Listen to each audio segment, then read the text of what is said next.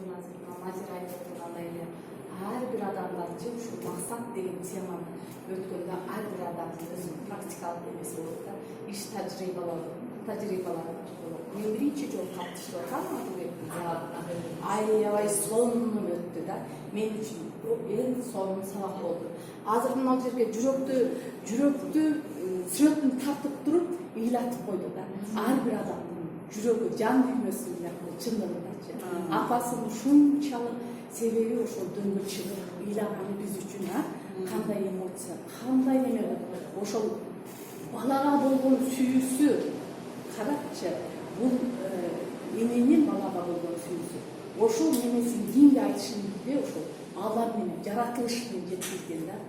Бул жерден мен өтө терең ыраазычылык билдирем. Анан мына максат деген теманы да аябай сонун өттү. Себеби ар ким ар түрдүү өзүнүн иш тажрыйбасына карап өтөт да.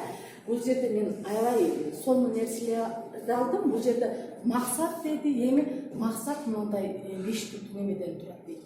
Ушулар максаттын эгерде сурогу болбосо, көлөмү болбосо, өңү түсү болбосо, адреси болбосо, баасы болбосо, максат коюш кыйын да. Чындыгында чаржап жүрө бересиң. Ушулардын бири эле болбосо, максаттын ишке ашпайт. Анан бул жерде ийгиликке жетүүнүн ар тараптуу жеткиле дейт.